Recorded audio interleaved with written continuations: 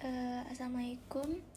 Selamat pagi, siang, sore, malam, Masba. Perkenalkan saya Mahirata Salsabila dengan NIM G0024083. Jadi di sini saya akan melaporkan tentang mediastinum.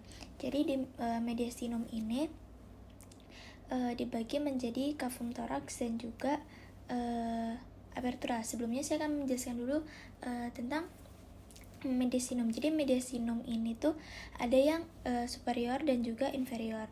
Nah, mereka ini dibagi oleh linea transversalis. Itu tuh dari sterna angulus sternalis sampai ke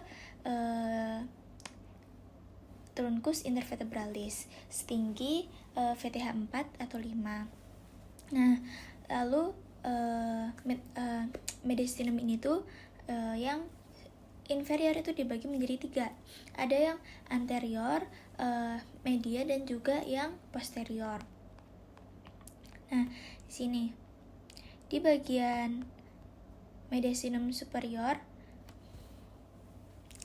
itu akan ada thymus, trachea, esophagus, terus arcus aorta, terus vena bronchiocephalica, vena intercostalis, vena cava superior, nervus vagus, nervus laryngeus recurrens, lalu ada nodus phrenici dan juga ductus thoracicus.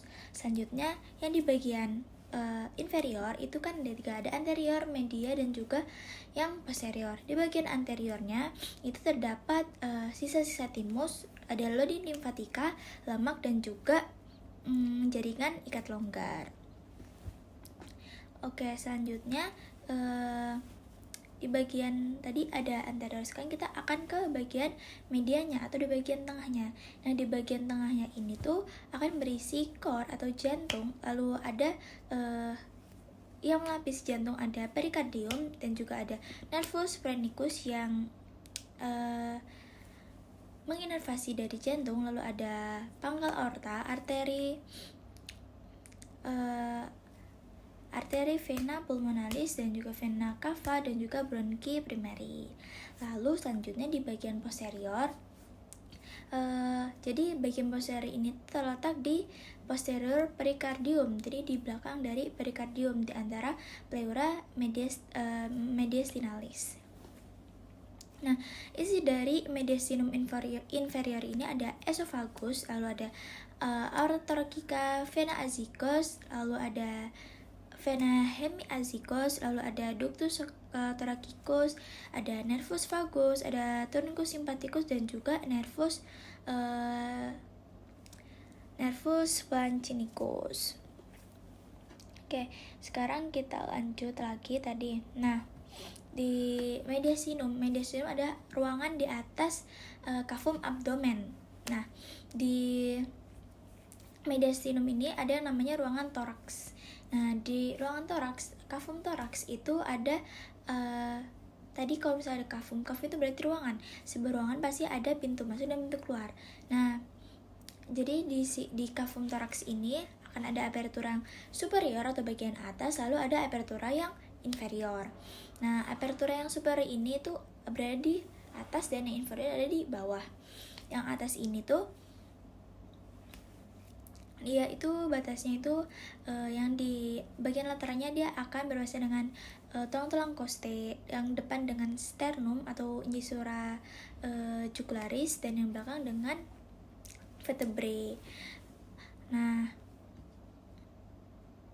skeleton torakis ini tuh dia akan tersusun dari yang pertama ada sternum, lalu ada costae, lalu ada juga cartilago costae, serta vertebrae thoracica yang dihubungkan dengan disci intervertebralis.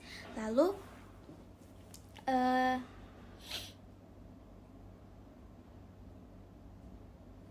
sekarang kita akan lanjut ke bagian dari skeleton torakis ini. Yang pertama kita membahas tentang manubrium sterni. Jadi manubrium sterni itu ada di depan sini. Nah, manubrium sterni ini dia bagian atasnya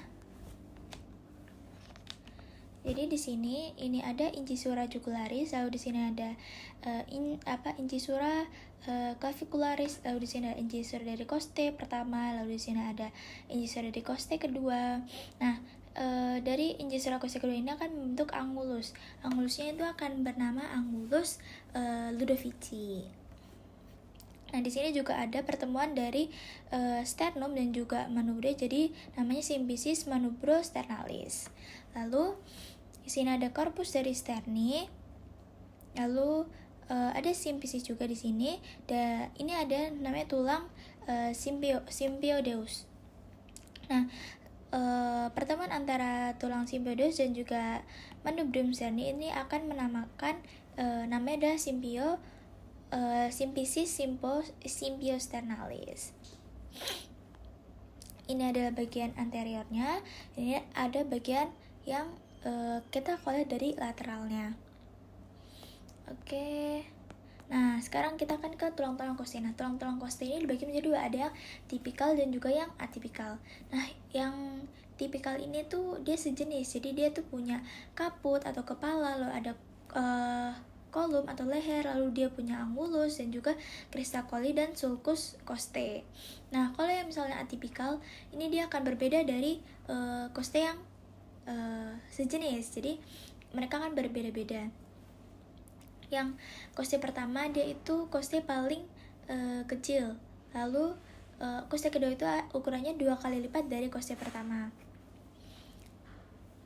Nah, di sini ada kaput, lalu ada kolum, di sini ada korpus atau badan, terus di sini ada angulus, terus ini ada sulcus, dan juga ini ada ini adalah contoh dari costae yang tipikal. Nah, mereka ini tuh nanti akan bertemu ya menjadi ini persendiannya namanya capiturum costae dan juga costae transversalis. Oke. Lalu selanjutnya kita akan ke musculus skeleton trunci. Nah, musculus skeleton trunci ini tuh berfungsi untuk membantu kita untuk inspirasi dan juga ekspirasi. Nah, mereka itu menjadi 3 lamina. Ada lamina eksternal, lamina media, dan juga lamina yang interna. Nah, yang lamina eksterna ini dia ada musculus intercostalis yang externus yang ini, lalu ada juga musculus levator costae ini, dia tuh ada yang brevis dan juga ini brevis dan ini yang longus. Lalu di media ada musculus intercostalis yang internus dan juga selanjutnya ada yang lamina interna. Lamina interna itu terdiri dari musculus intercostalis yang intimus, lalu ada musculus subcostalis, lalu juga ada musculus transversus thoracicus. Nah, mereka ini akan dibagi, ada yang melakukan inspirasi dan juga ekspirasi. Nah, yang inspirasi ini yang biasanya itu tuh akan atau peran utamanya itu akan dilakukan oleh musculus intercostalis externus, musculus levator costae, musculus serratus posterior yang superior, dan juga ada musculus cartilaginous. Lalu yang ekspirasi itu ada musculus intercostalis yang internus, lalu ada musculus subcostalis, lalu musculus transversus thoracicus, dan juga musculus serratus posterior yang inferior. Lalu selanjutnya kita akan ke diafragma. Jadi diafragma ini tuh ada 3 bangunan yang penting. Pertama ada ini vena cava yang ini ada vena cava, lalu di sini ada hiatus esophagus dan juga yang di sini ada hiatus aorta. Nah, lalu di diafragma ini ada bangunan penting juga. Di sini di bagian depan itu tuh ada